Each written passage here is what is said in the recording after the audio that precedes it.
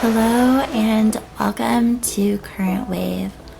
I'm your host, Ayla Wayman, and in this podcast, we meander through our shared delusions and stumble into ethereal shit-talking as we dive into the waves of the human experience. I'm so grateful to have you here. Thank you so much for tuning in, and I hope that you enjoy the ride.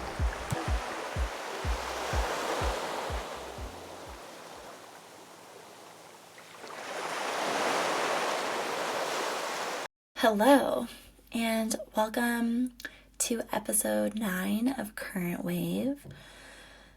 I'm so excited for this episode to come out today with my friend Courtney. We dive into the realm of bees and all of the elements that these incredible creatures bring to the world and to us, and really the initiation that bees provide if we are open and willing to that path with them. The future of life on Earth is linked to the bees, and they move and create in so many ways that we can really look at and look to and gain so much wisdom from, especially in these times where we are collectively looking for a viable way forward, for a new way that really promotes life and beauty and bringing the feminine and masculine back into balance. And I think that the bees provide so much medicine and wisdom and just, they truly are mystical creatures that really flip between the realms, and we really can gain so much from them. So I'm really grateful for this conversation with Courtney, and she is someone who really is on the priestess path and living in devotion and has such a honeyed heart and beautiful light, and she is in herself such a holder of wisdom and such a student of the earth, of life, and a champion for all things sacred. And so I'm so happy that my path crossed with hers at the exact right time when I was really needing some honey for my heart, and her beauty and way of sharing was just deeply touching and nourishing for my mind, body, and soul, and really reminded me of who I am and why I'm here, and that I was on the right path, even though I was in the process of making a really painful decision and my heart was deeply broken at that time. And I found her and the bees, and I'm curious where my path with them will go. I so far have not studied them beyond my initiation with Courtney, and it's just a really beautiful way forward. I really feel like we need different ways forward, and it really will take all of us coming together as humans to choose something that is in reverence and devotion to life itself. And so I think that we can look back at history and the old ways and myth and legend and nature ultimately to show us the way forward.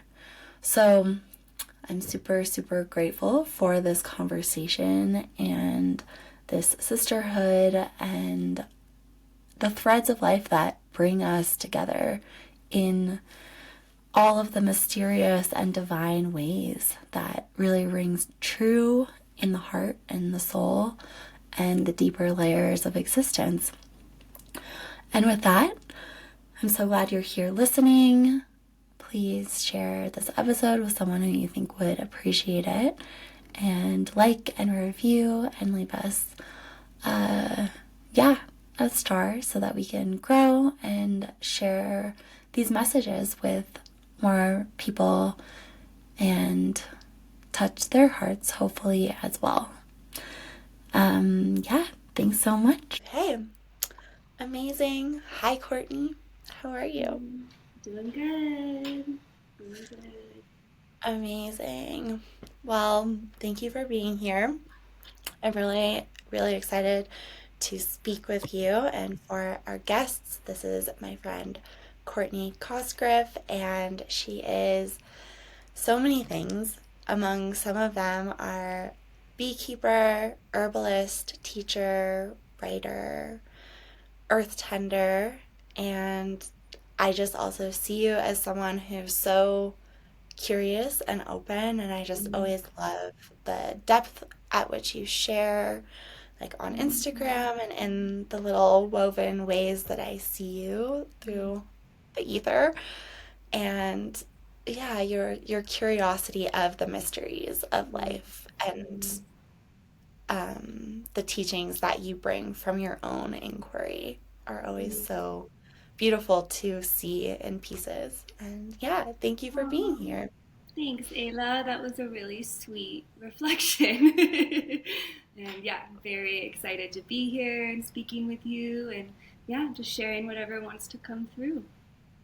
Yeah, yeah, amazing. Mm. I, in preparation for speaking, I was just reflecting on when I met you, and we met, yeah, four years ago, I think in Mhm. 2021, and I took I think it was a 3-day workshop, Mhm. a few day workshop immersion, and it was just, for me, such an important moment. Mm. I was like in the midst of my Saturn return and navigating heartbreak and like just like kind of was shell shocked. Like I was so disconnected from myself Mm. just because I was in a lot of pain and heartbreak. Mm. And Yeah. yeah, coming to your workshop was so potent and nourishing. And I just remember like there was a remembering of Mm. the threads of like the ancient wisdom and the mysteries Mhm. that I am also so curious about. And you Mhm. brought so many pieces that were new to me and like were so beautiful and so fun to dive into. And I just like that weekend was kind of the first relief I had had for Mm. months on this journey. So I'm still so grateful for it. And it was so fun to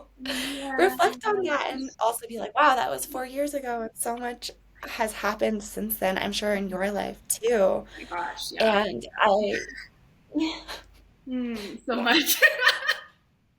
I love it. I know.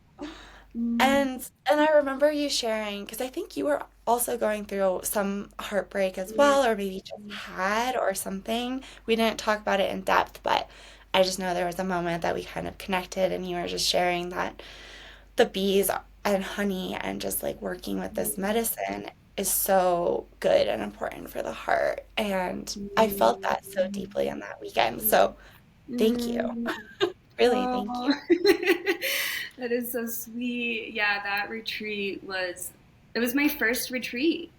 That was my first that was my first in so many ways. And yeah, me and my partner at the time had just broken up, and I was so heartbroken. And I was remembering being like, can I even do this? Can I even lead my first retreat right now?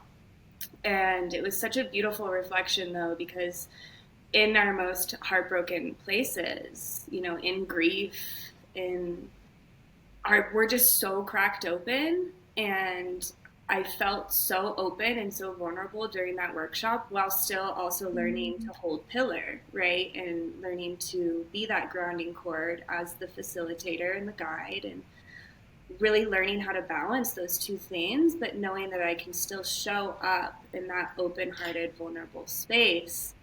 And yeah, like doing that ritual and ceremony with you all was such a big part of my journey. And yeah, I'm just so in gratitude to everyone that was there and the ways in which the bees brought people there. And yeah, that it got to be such a sweet experience for you too. I remember that we were both kind of just like, yeah, in that heartbreak, but also finding our way through it. Yeah. Mm.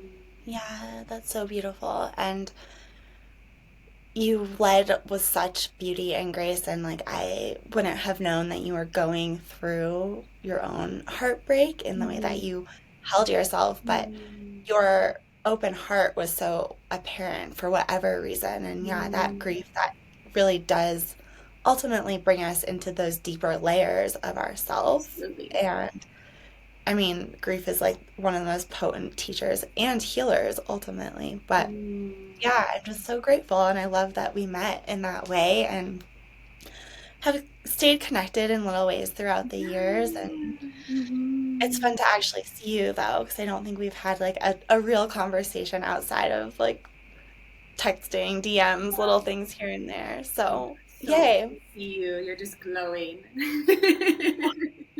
Thank you. I just love everything you share. So, and this to me, I was tuning into this topic and I was like, oh my gosh, like the bees, I feel like it's so deep and broad, and there's so many directions we can go in. So we'll just kind of see what happens. I have like some ideas and questions and inquiry, but anything that comes through, here we go.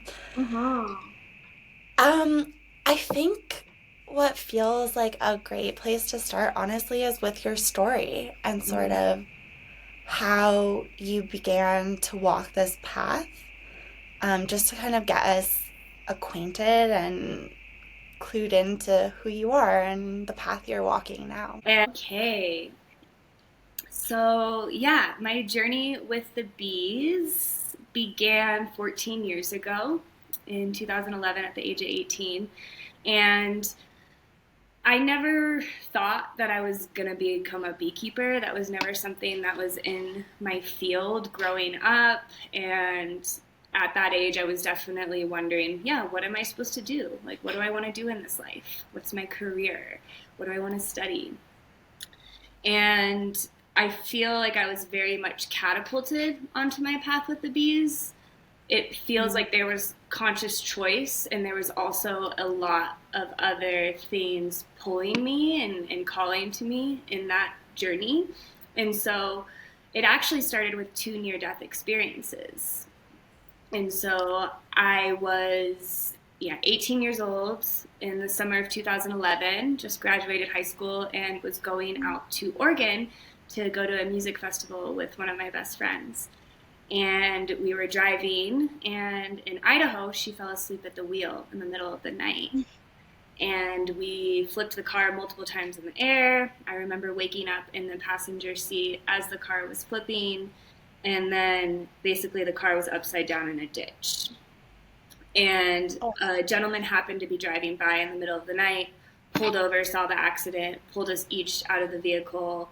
Miraculously, we were both 100% okay. Definitely like very shook and traumatized, but no injuries, which was pretty wild for that severe of an accident. But my car was completely totaled. But I remember that moment, and a near death experience is a very spiritual experience. You're literally meeting death, and I don't think that there's any greater teacher in this life.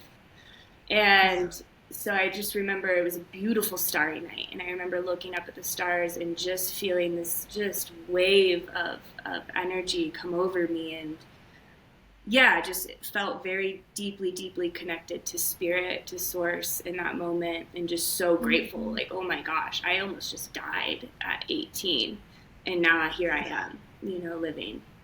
And I also felt this calling to keep traveling and not give up on my journey to go out to Oregon. And there was definitely like a calling there, like this kind of push or nudge. I was also totally following a crush and a boy, like I think a lot of us are at that age. And I think we're always following some sort of muse in some way.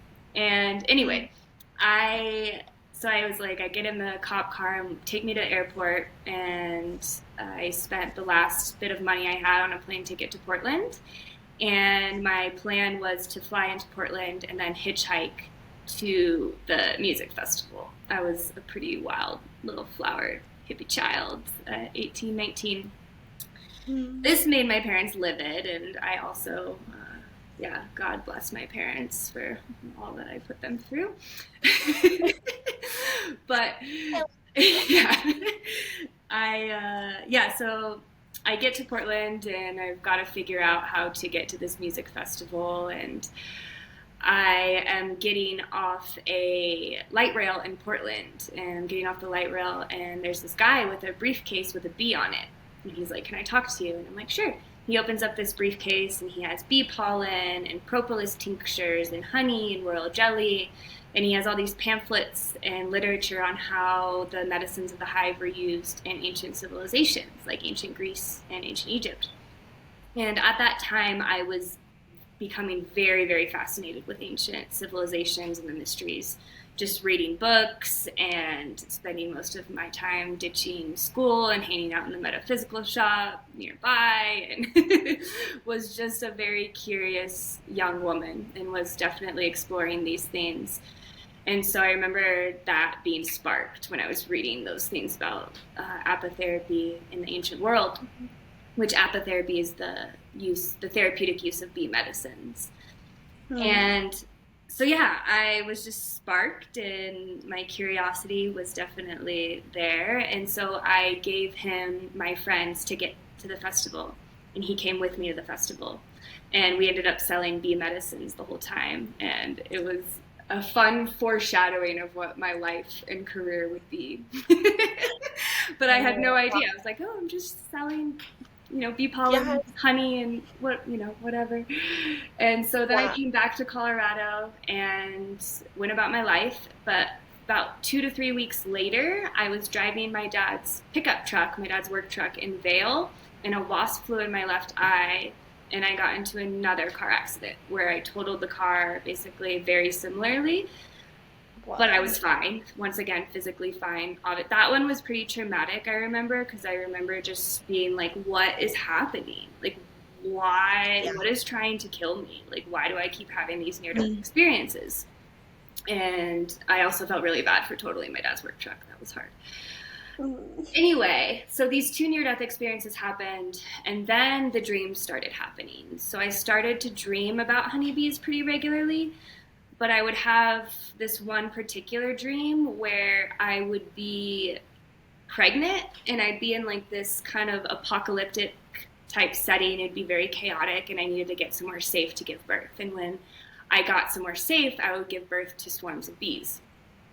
And so I started to have this dream, and then I started to see honeybees everywhere. I would just be out walking, I'd be sitting at a restaurant, and there'd just be honeybee. Like they were just so, after not being a prominent totem or animal in my life, they were all of a sudden just very in my life. And I was like, this is, but Wow. I was so young and distracted by so many things, and I didn't fully understand what was happening to me, which was I was being initiated into something, and I didn't fully understand what that was or what was going on. And so, yeah, life went on for about a year. And then I was telling a friend about all of these experiences, and he was like, I think you're being called to work with bees. Maybe that's something you should follow. And I remember just being like, light bulb, because I had no idea what I wanted to do. And I was like, that feels like a cool thread to follow. And so Yeah. I decided to go back to Oregon, and I wanted to meet the beekeeper that gentleman worked for. So I got to Oregon. All I had was a jar of royal jelly with the address on it, and I just got into a taxi cab and I was like, "Take me to this address." And I show up at this house in Portland, and I knock on the door, and this old man answers, and he's just very perplexed as to what this young woman is doing here at his doorstep.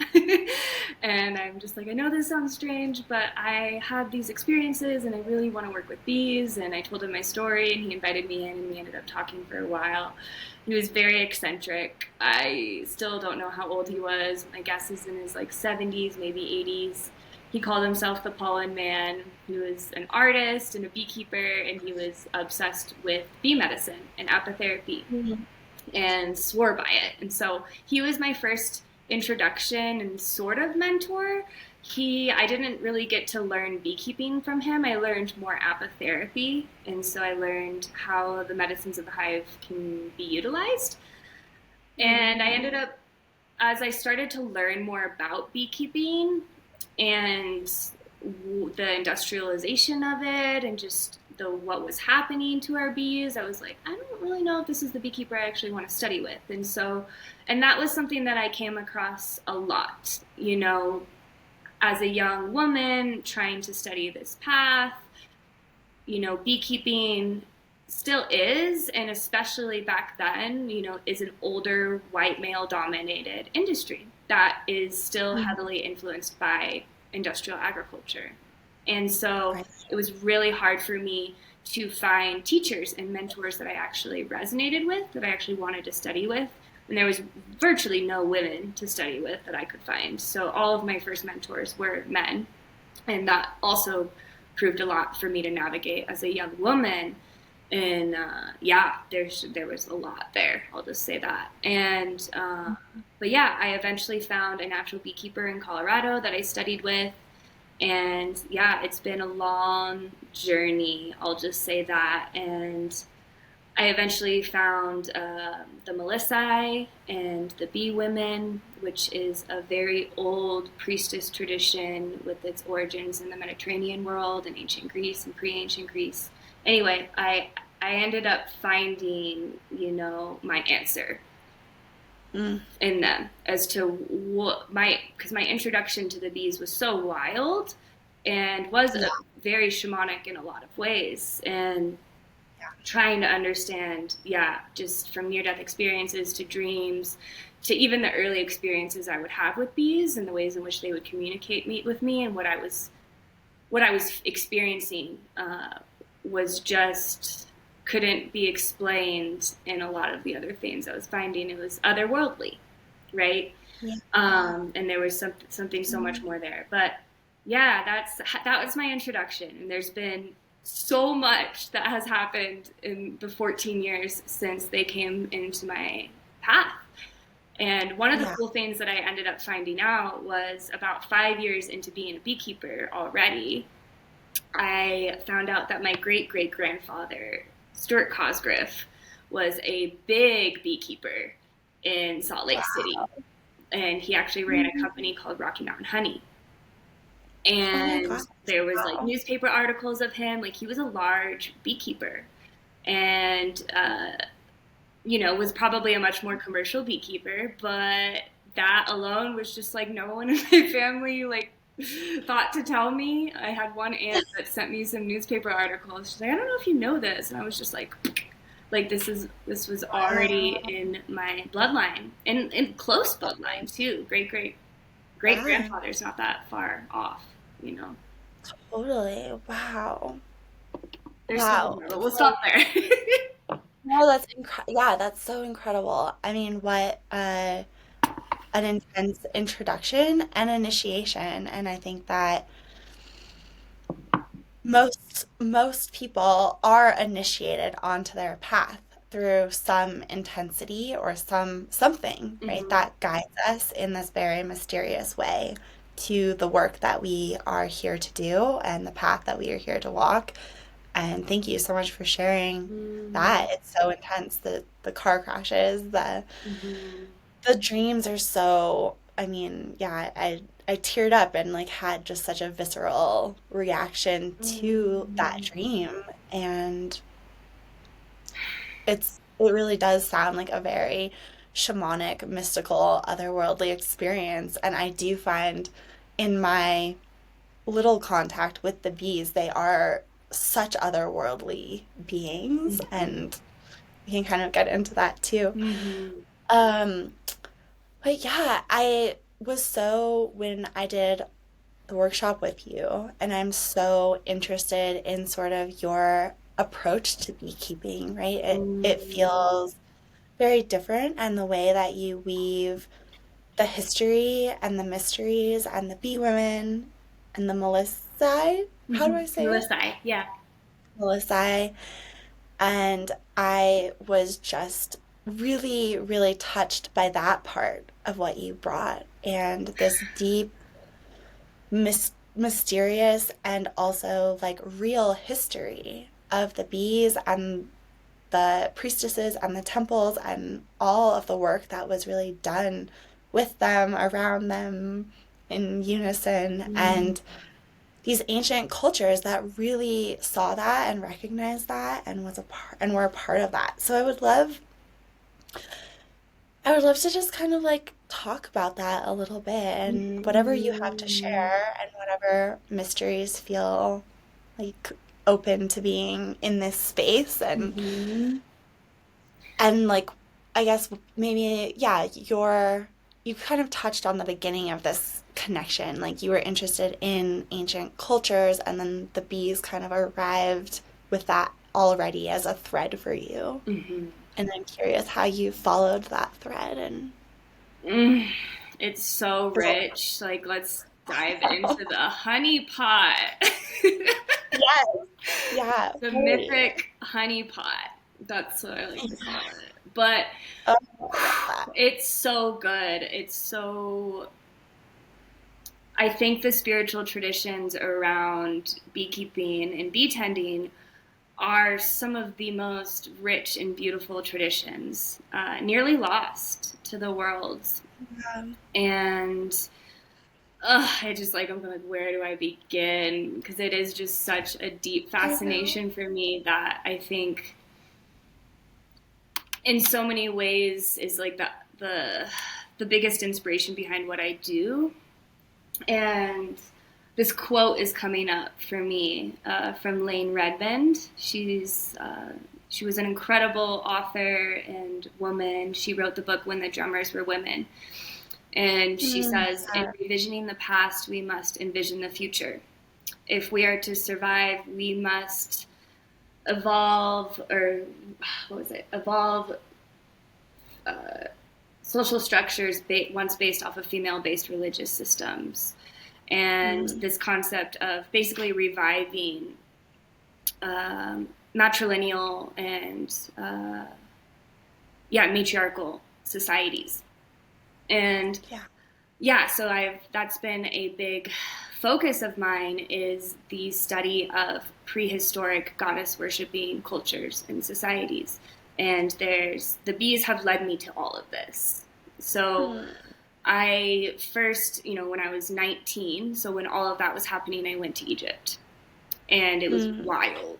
I was living in Kenya at the time doing volunteer work. I took like a gap year in between high school and college, and I felt a huge call to go to Egypt, and I went to Egypt, and that was in the middle of their revolution. So that was my first time being, as an American person, a young American woman, I would say born into quite a bit of privilege to be in a Middle Eastern country in the middle of its own revolution and be able to meet and connect with women there and experience what mm, they were experiencing and just like being like, wow, I come from so much privilege, right? Like it shattered my reality completely and my understanding of the world and mm. really humbled me deeply being in Egypt.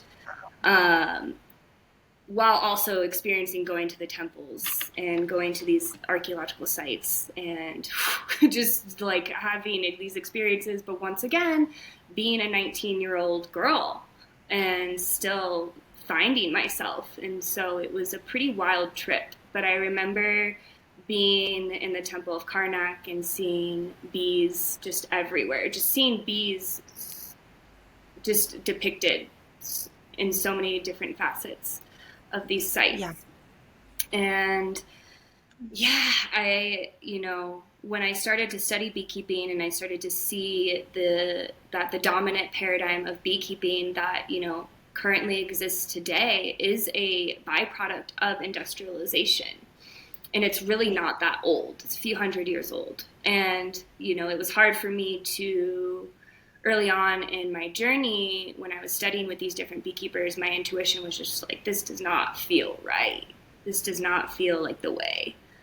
And it was in finding these ancient traditions and finding the bee and the mysteries and mythology around the world that I started to find another way, which was a spiritual way. You know, for me, my introduction to beekeeping was, it was spiritual, it was mystical, and so I could never separate beekeeping from a spiritual path for myself. So the bees became my church, the hive became my church, it became my temple, it became, beekeeping became my spiritual practice.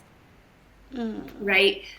And that, I think, formed the foundation of my relationship to them, and that's why I why I was searching for a spiritual path of working with the bees, because that's what I was experiencing, was deep mystical experiences with them. And the only, way I could understand these experiences and have some sort of context was through studying ancient civilizations and finding out that, the bee was deeply, deeply revered in ancient cultures. When you look at the hive, it's a lot of ancient cultures, the hive represents a temple to me. So you have the queen, which is the mother, and then you have the maidens or the sisters who serve her. And so the temples in the ancient world were centered around a mother goddess, right?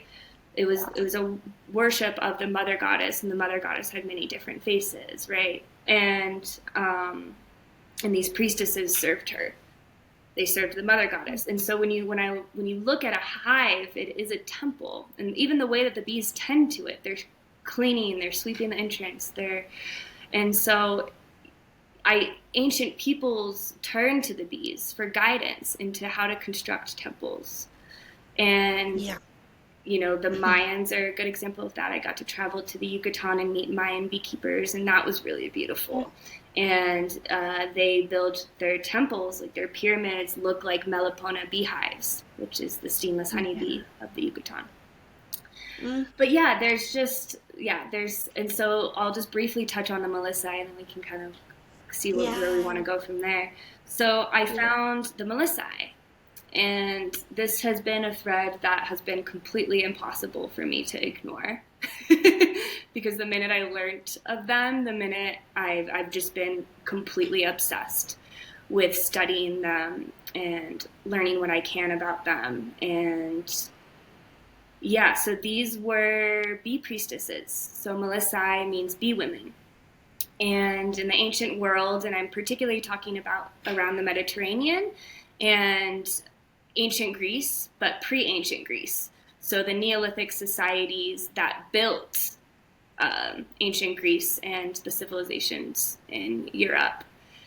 And so there was in these cultures, there was a great mother goddess that was worshipped. And these early Neolithic societies, their supreme deity was a mother goddess, was the earth itself. And I am particularly fascinated with the Minoan civilization. So the Minoans were the first civilization in Europe, actually. And they exist on the island of Crete. And they were likely created by early Neolithic peoples who migrated from Turkey onto the island of Crete. Anyway, the Minoans are particularly fascinating because they were a matrilineal and matrilocal society, very matriarchal, meaning that they were very much centered around the feminine and the goddess. And the priestesses who served at the temples in this time and area of the world were known as the melissae, which means bee women. And these traditions of these women eventually got carried into ancient Greece. And so the melissae, there's so many references in Greek mythology to the melissae, to nymphs, to honey and bees and the muses. And it is so rich there. Like the bees are so woven into Greek mythology. And it's very, very deep and rich there. Anyway, what I find particularly fascinating about these women is, one, they're not written about in history, right? We all know so much about ancient Greece. It's this great ancient civilization that built so much of Western civilization, but yet we don't get to learn about these women. And so these women, you know, in the oracles, so these women acted as oracles. So we have the oracle at Delphi, right, which later became the Temple of Apollo. In the oracle at Delphi, there was an oracle who sat, or a woman who would sit in their oracular seat. This was one of the priestesses, one of the melissae, one of the bee women. And these women would enter into different altered states through whether ingesting psychotropic honeys, monotonous sound, dance, you know, the classic kind of shamanic tools that people have used throughout time to access altered states. They would enter into an altered state and then they would give prophecy to the people. And so what I find particularly fascinating is that, you know, important decisions in the ancient world were not made without first consulting the oracle. And so when we study ancient Greece, even these great minds like Socrates and Hippocrates, and, you know, a lot of their teachers were women, you know, and these men were consulting the oracle always. You know, you did not make important decisions, whether it was on the management of land and property and resources, or, you know, matters of war. These important decisions were not made without first consulting the oracle. And I find all of this so fascinating, that our origins of Western civilization were very matriarchal and were centered around the earth and the mother, and that women played an incredibly pivotal role within these societies. And so I think a lot of my fascination, especially right now in modern times, is like, whoa, we need to be consulting the oracle. Seriously, we really need a revival of the oracle. So yeah, there's so much there with, and the bees, but I think the bees guided me to all these different ways and these traditions, and and all the things that the hive represents as kind of a womb itself. The hive, I consider, is like a womb. It's dark, it's warm, and from that, so much life and beauty is created. And so the bees have long been a symbol of the feminine principle, which is that of creation, right? So I don't know. That was like probably a big thread. I'm like, where it's so much when you ask about me about the bees and the mysteries. I'm just like, and then there's so many other cultures, but I would say my focus is the melissae particularly, and and just continuing to figure out how to weave, and we kind of integrate these spiritual traditions with modern day beekeeping, so we're not forgetting where we come from. And that's so, thank you. Right. And it truly is like so rich and so layered, and in everything that you said, you know, I'm sure there's a bunch of paths that we can go down, and that's what is so interesting to me about this topic and the bees and their mythologies and traditions and deep histories. And that's why I said at the beginning, sort of like, I see you as clearly a student of this work with this curiosity and this learning, and a holder of this path. And it's just so beautiful, and it feels like in my cells so deeply important, especially like with the quote that you shared and moving into the future. Like, we have to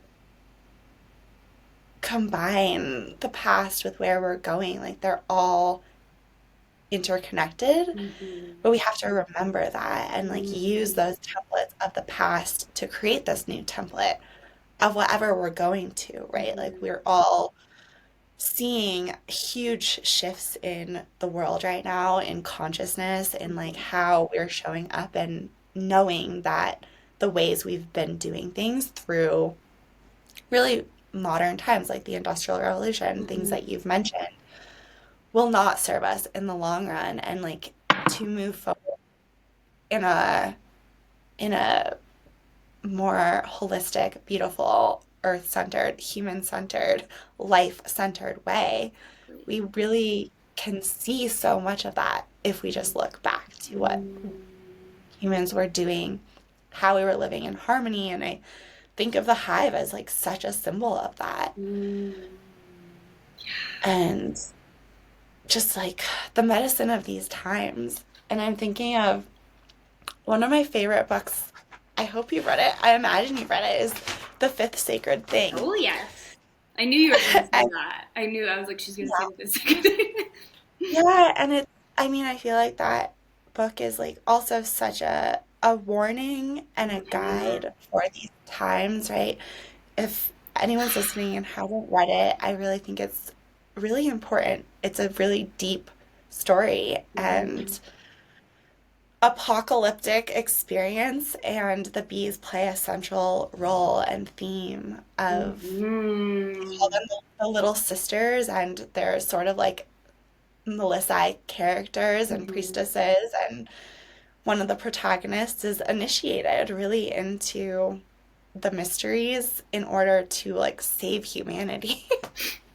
It's so good. That part of the book It's is so, so good. Yeah.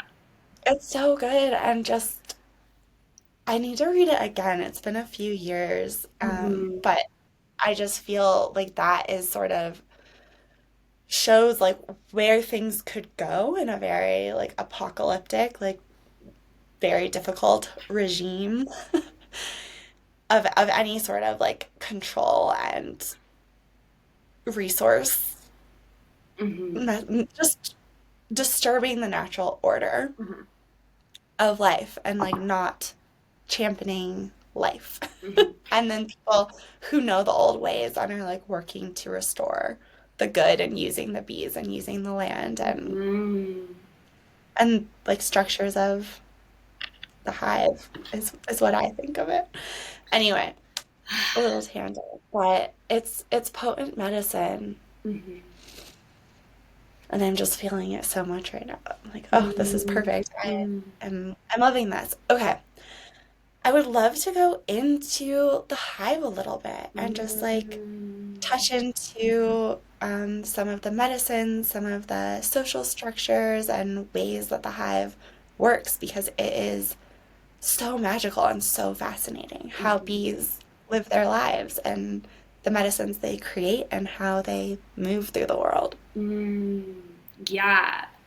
The the bees are so they're beyond they're beyond this world, and they're also very of this world, and I Yeah. I know that I will be working with them for my entire life. And Mm.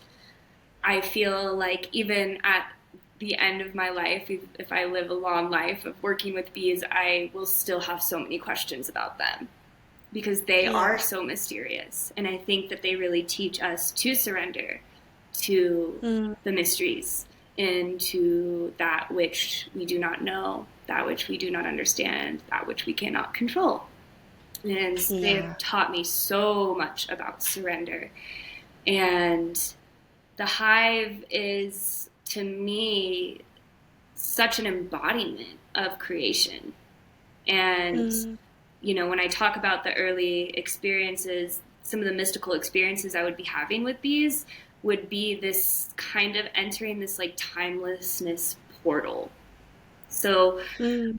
I would be at my hives for what I think would be like 20 or 30 minutes. And I'd come back into the house, and my mom would be like, "What were you doing out there?" And I was out there for like 3 to 4 hours. So there was Wow. this space I would enter with the bees that felt very liminal, like incredibly Hmm. liminal. And yeah, and there's so much within that, I think, even like looking at the structure of the hive. But yeah, just to voice that in and of itself, the hive is just this very mysterious thing. I think the literal like vibration of the hive, the hum of the Mm. hive, brings us into a liminal space, into an altered space. that is really, really beautiful. And that's why I've always said that bee tending is kind of, it's my meditation, it's my spiritual practice. It really teaches me about my own body, my own energy. And yeah, the hive mirrors you very intensely. So whatever you're coming to the hive with, they will mirror that back to you. It's pretty wild. And, you know, when you have tens of thousands of stinging insects responding to your energy, it teaches you quite a bit about your own. So, yeah. And, you know, the hive, even just, yeah, so the hive is, bees are some of the most studied creatures because they're just so fascinating. And I could go on and on about all the different bee facts and, but yeah, the hive is this incredible, highly evolved, super intelligent super organism. The hive is a super organism, and so a super organism, and thinking about it is not a box of insects, but just this highly intelligent being. And yeah, just to go into the hive a little bit, you know, you have 3 bees within the hive. You have the queen, the sisters, and the drones. And the queen I think of as the mother of the hive. So there's usually only one of her at a time. And she's really responsible for birthing new life in the hive. She's really like the mama. She lives most of her life in the darkness, basically just birthing new bees. And then you have the sisters. So they are called worker bees by modern beekeeping and language. But I think language is really powerful. And I think, you know, part of this work is in changing beekeeping is changing some of the language. So we like to call, me and, you know, beekeepers like myself like to call them the sisters or the maidens, and kind of get them out of this like worker mentality, because yeah, that I think has a lot to do with the bees' role in industrial agriculture and commercial pollination and honey production, and kind of just seeing them as worker bees. But when we go back to looking at the hive as a temple, right, as something more than that, we see all these female worker bees that they're actually sisters, they're maidens, and they take care of the hive, they tend to the hive, and they tend to creation in that way. But I think what is so beautiful about the bees is, you know, that they so embody beauty, right? And what it means to truly walk a path of beauty, and what it means to, be of service. Be of service, and also the bees, you know, because the hive is not, it is not about the individual bee, right? It's a super organism where each part is working for the better part of the whole, you know? And I think you see that so much, especially in the sisters. They renounce all individualism. It is not about the individual bee, it is about the collective. And there's this beautiful thing, there's so many beautiful things that bees do. But one of the things that kind of just like tugs at my heartstrings is when a sister bee is nearing the end of her life, she will not die within the hive, but she will leave the hive to go die somewhere else, so that way the hive doesn't have to carry her out. There's this constant service that the hive represents and that the sisters represent. This service to creation, to the queen, who symbolizes the great mother goddess, right?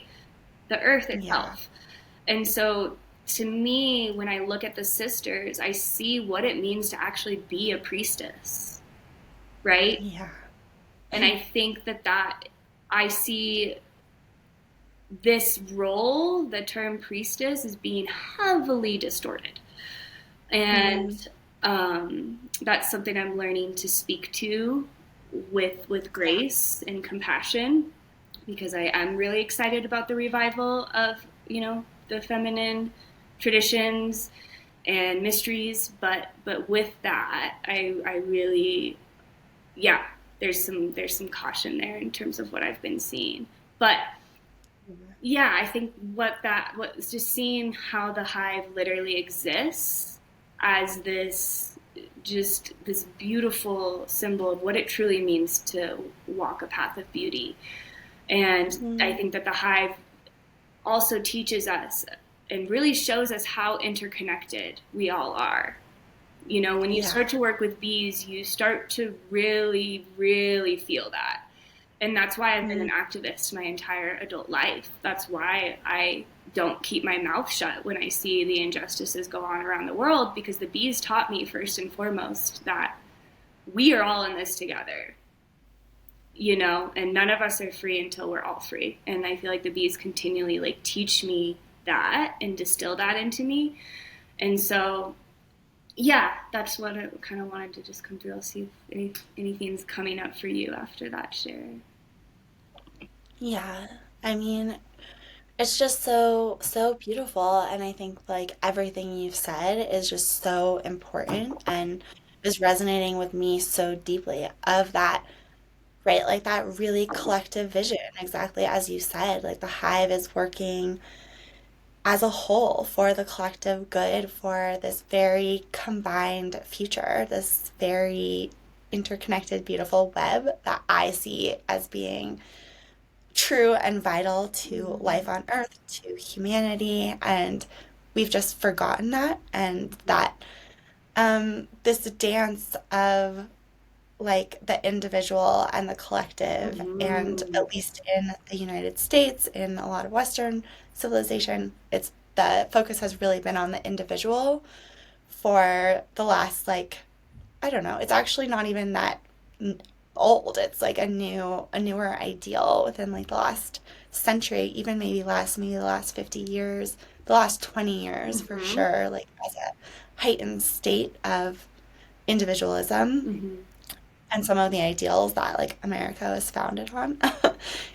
These ideas of independence and individualism and um, the deep importance of coming back to the whole Mm-hmm. and our place and our part. And I think that like the future is so dependent on us remembering all of this and looking to these clear signs in all of nature of how Mm-hmm. things work, of the rain falling in the stream and the animals and the insects drinking that and the Mm-hmm. whole food chain. Like life is so connected if we remember that and just look around.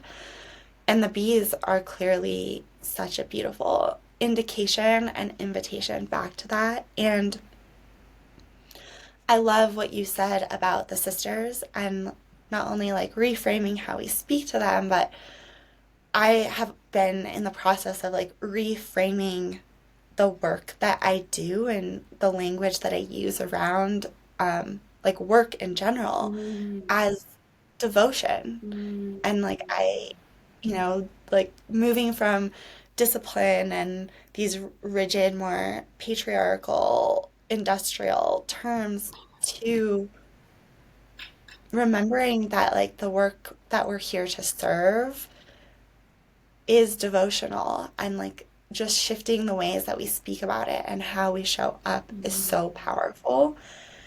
And that is like the work of priestesses. They're in devotion, and it's really not about them. It's really about everything that they're serving. Like it's a path of service, and it's Mm-hmm. not a path that I've really studied.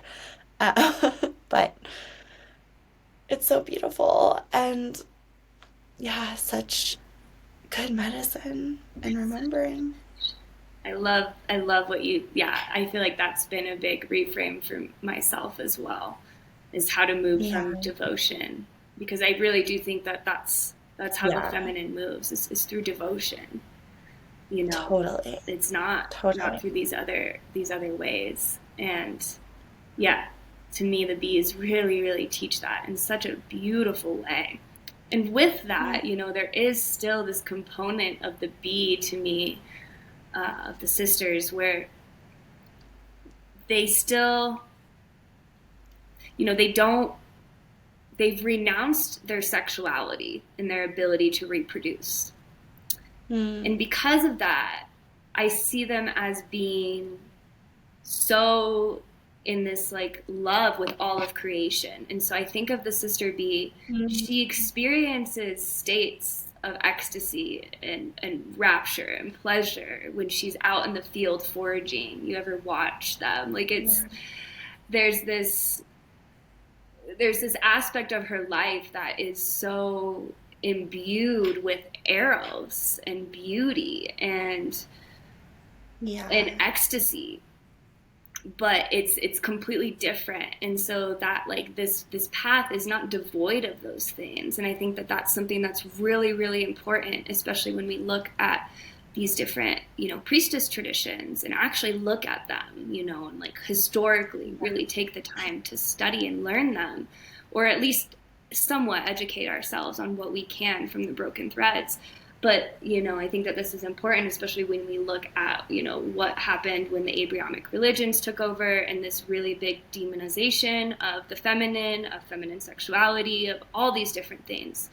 And that, in the ancient world, these priestesses, they were in deep, deep service to the mother goddess, to their path, but they were also ordinary women, In ancient Greece, the melissae, you served in the temple at at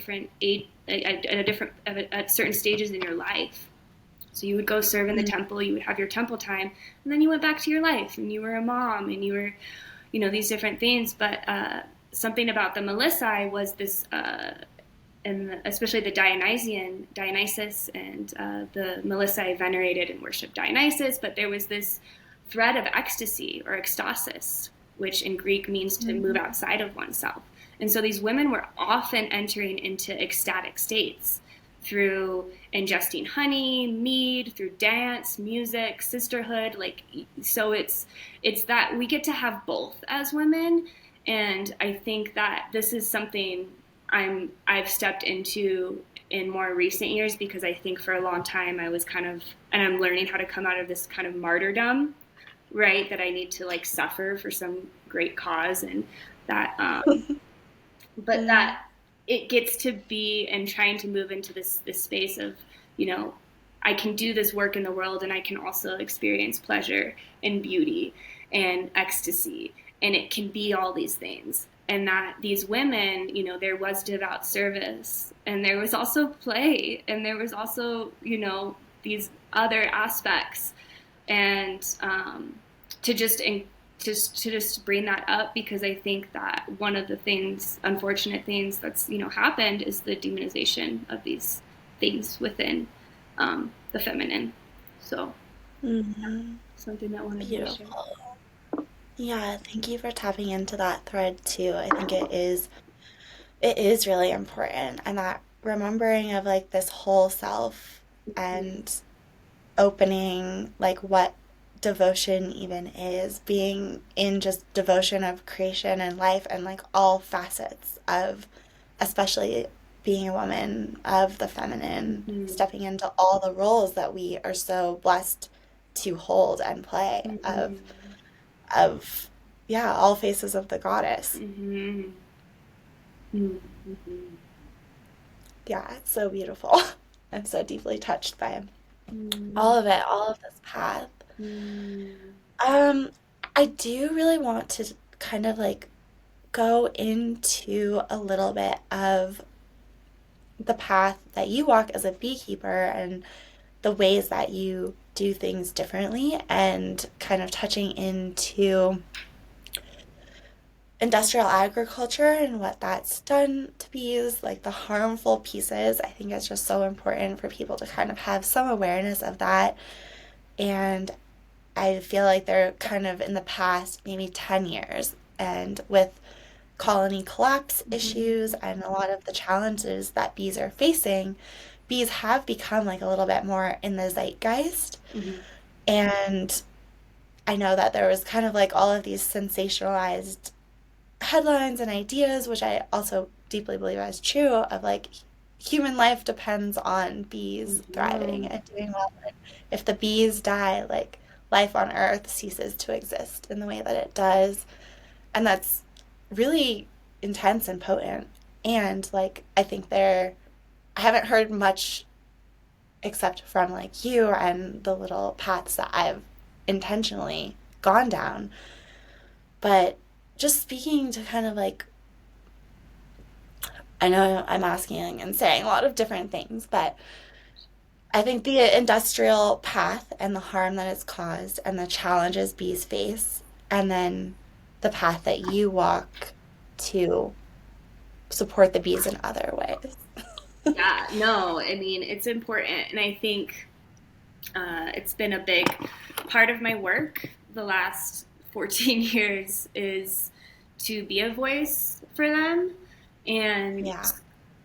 God, there's so much that's even been coming up for me in recent years of trying to continue to work with bees in the ways in which I want to work with them, and then these standards being placed upon me that are, a byproduct of capitalism and patriarchy, right? So it's people, for example, hiring me to set up a hive and kind of expecting, like, we are a society that has been kind of, we get to get things when we want them, right?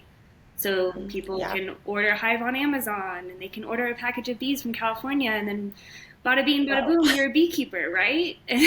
so, and so that's something yeah. that I've had to really work with and have compassion for people as well, because Yeah. we're all conditioned. And I'm not going to say that I've had to go through my own deep, deep conditioning with the bees and the ways in which those things have, yeah, influenced me. And I've had Yeah. the bees really check me a lot, especially in my younger years. But I think that that's something that I have really struggled with. Uh, and I'm continuing to learn how to set boundaries. And, when people hire me, know that, yeah, you're hiring a melissae. You're not hiring your average beekeeper. So I do things a little differently. Uh, show up with my drum and my feather and my just like, what's going on?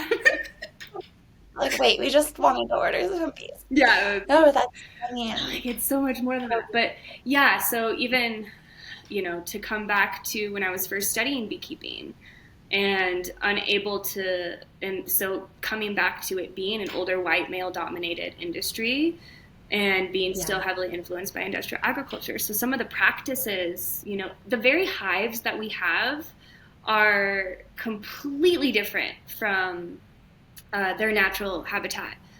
And so a lot of Right. my work in recent years has been exploring tree nests and restoring natural nesting habitats of honeybees, and even looking to how honeybees live and exist in the wild without our influence, and how we can look to the wild bees to inform us more deeply. Because Mm.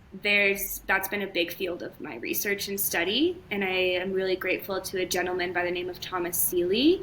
He is a biologist from Cornell that was studying wild honeybees in upstate New York for decades, and was basically finding that these wild honeybees still dealt with the same pests and diseases as managed colonies, but they were dealing with it, right?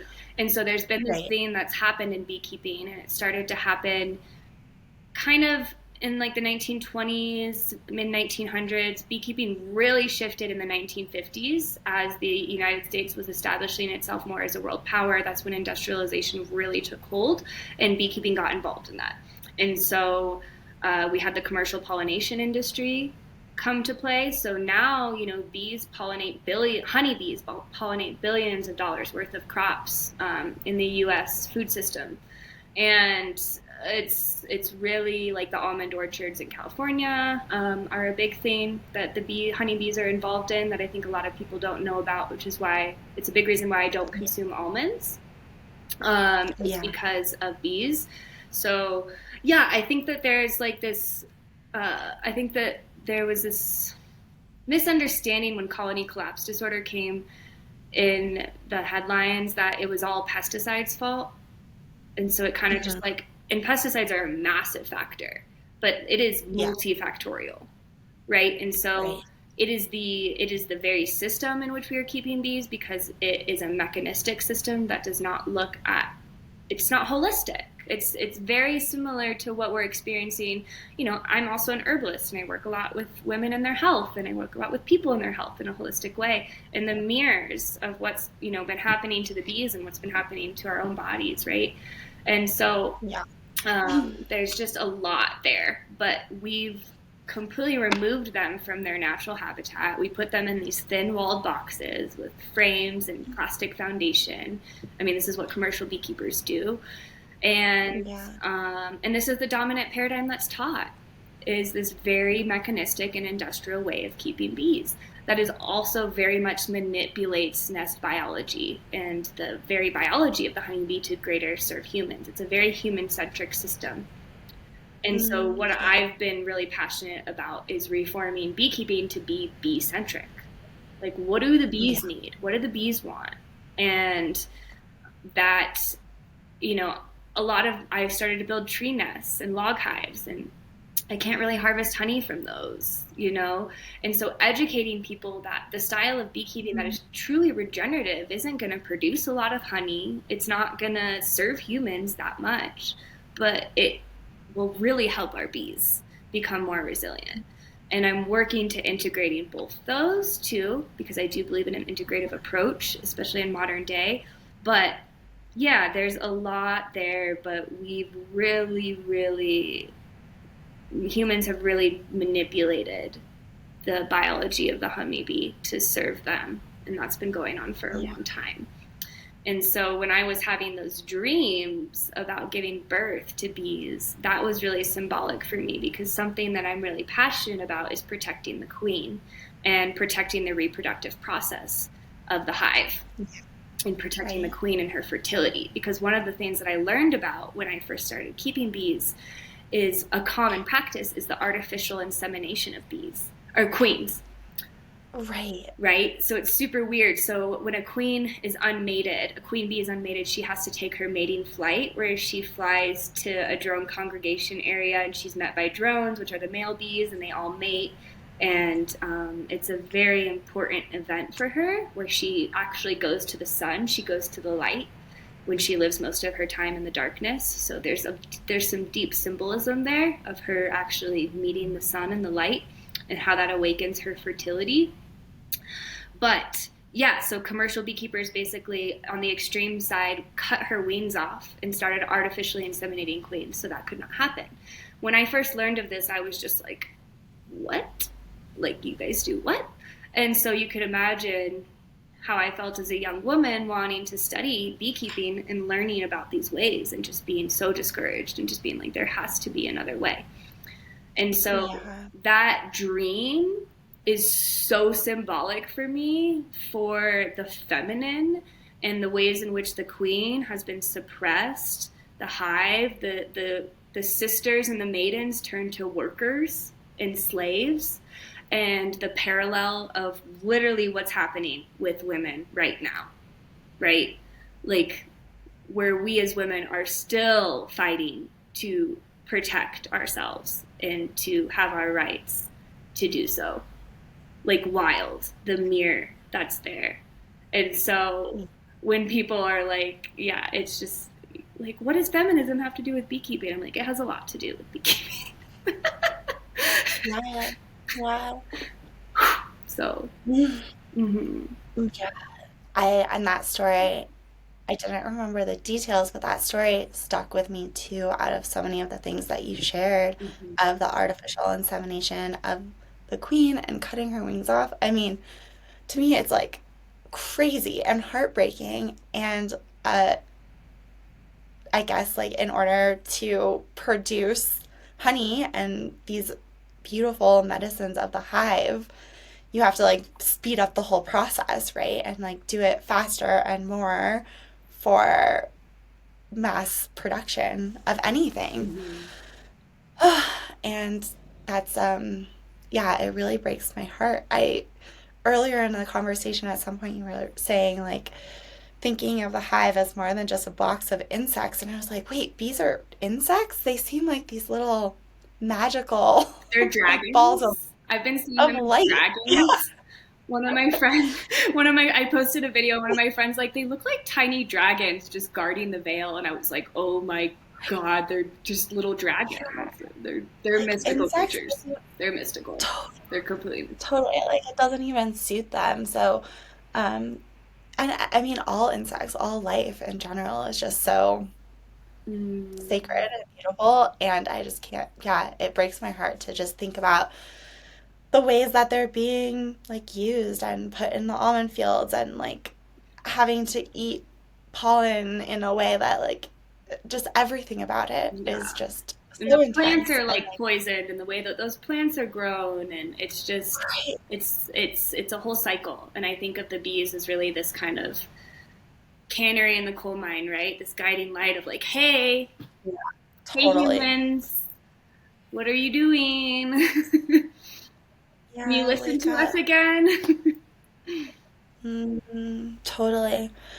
And like they're such a delicate part of the system Mhm. and it's subtle, right? Like Mhm. they are the canary. They're saying something's wrong before it gets way, way worse. And like Mhm.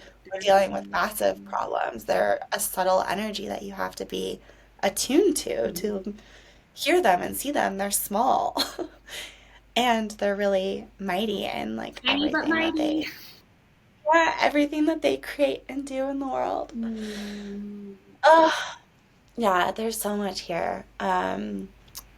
I think I would love to just talk a little bit about um, moving into kind of like your other parts of your being and path and offerings. And I feel like that's maybe a helpful way. Maybe if someone wants to learn more about the bees and like work with them, how they can do that, and any suggestions you have for someone who is curious about this line of work and or just tapping into what's here. Mm. Yeah, absolutely. So I love teaching and education and sharing this work with others. It's such a big passion of mine. And when I think of myself as a beekeeper, you know, I don't do commercial pollination and I don't do honey production. So I am more focused on conservation and education and bringing people into the world of bees. And with that, I have been struggling in recent years just trying to, because there is this kind of mentality of like people wake up and they're like, I want to become a beekeeper. And then it's like, I want to do it right now. Right. And so Right. I think that my journey with the bees really taught me because I did experience these initiations and I did have to really struggle in the beginning. And I felt like I really had to fight for a long time. And even earlier on in my journey, like when I started to teach natural beekeeping, I got a lot of backlash. I got a lot of Mm, people calling me out, calling me irresponsible, calling me stupid, calling me all these different things. And so just yeah, so I think that there is this part of me that I have a hard time when people are just like wake up and they're like, I want to be a beekeeper and I want it the next day, yeah, right? And so totally. I really teach beekeeping as a spiritual path and as an initiatory path and as a deep initiation. It is not just a hobby. So that I will just say if people work with me that I have a different approach and I Mm, think that that's really important, first and foremost. And I think that a lot of people jump into this path. And I think there's a lot to be said about really taking our time. And so when you first hear the call from the bees to like really take some time for intentional study and curiosity and dreaming with them and before you just go and start a hive, because I think a lot of people jump into it and they think it's going to be really easy and simple, and bees are pretty complex creatures, and these are really complex times.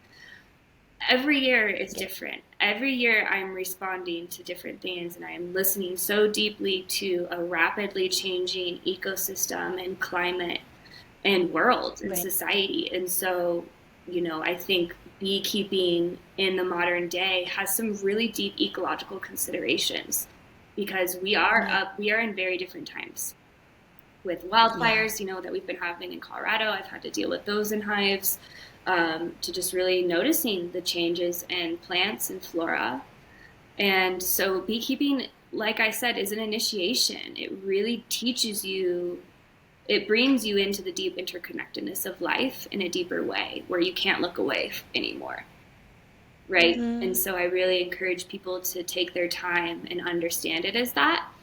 But I also really think that, yeah, I want to see more people stepping into beekeeping. I want to see more women stepping into beekeeping with well intentions, with good intentions, right? And willing to, Yeah. to take that path for the initiation that it is.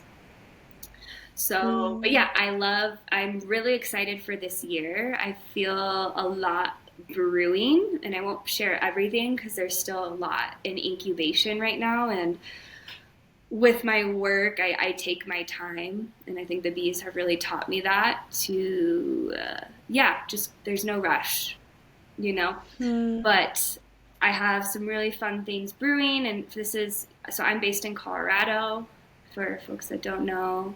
And I do in-person mentorship and I do long distance. So if you're not in Colorado or I'm on the Front Range near Boulder, but I have lots of different ways to weave with the bees. I do have like an online beekeeping course, so that's really supportive for folks that don't live in Colorado and are just kind of looking for an introduction into this path. It's a pretty in-depth online course that's self-paced. So that's on my website. And yeah, this year I'm going to be doing a lot of in-person immersions. So, and that'll be just west of Boulder here in Colorado. So for local folks to the Front Range, to Colorado, there's going to be a lot of opportunity to learn from me and the bees, which is going to be exciting. And yeah, I've been diving into online stuff, and I will, continue to try and step into that world more, but I really love doing in-person work. And Yeah. yeah, for me, it's actually quite hard for me to like not teach in nature because it's like I'm really just a bridge for the bees and the plants. Like they're the actual teachers here. So it's, yeah, Right. I'm really grateful for the land project that I'm on right now. So there's going to be a lot of beautiful offerings there this summer. Mhm. I love that. That's so beautiful and exciting. And thank you for your gentle invitation to, if you're hearing the call of the bees, to take it slow and that path that you offer of the initiation of the sacredness of the old ways. And that's so important and like exactly why I wanted to speak with you Mm. and your unique perspective, the things that you bring, the myth and the legend and the depth is just so, it feels so important. And that Mm. going back to all of that is just, Mm. as we've said a lot of times in this conversation, just so vital for our thriving future that like I really hold in my heart, I really see as possible. And doing that with all of these ancient threads coming forward and helping us to shape a new ancient future. Mm. Yeah. Absolutely. Yes. Yeah. Um, I'm trying to see. Yeah, there's so many little pieces, but maybe we'll have another conversation at Mm-hmm. some point. And yeah, is there anything that you want to touch on or any parts or areas that feel untapped and that we want to bring to the forefront? Hmm. Let's see. I feel like we got to dive into some deep stuff. Yeah. And let me see if anything's really alive. Mm, no, I think that I feel like really complete. That was really Um, sweet. And yeah. yeah, just here as a resource for folks and people Yeah. interested in this work. And yeah, I'm just so excited to keep speaking for the bees. being their little Yeah, ambassador out in the world.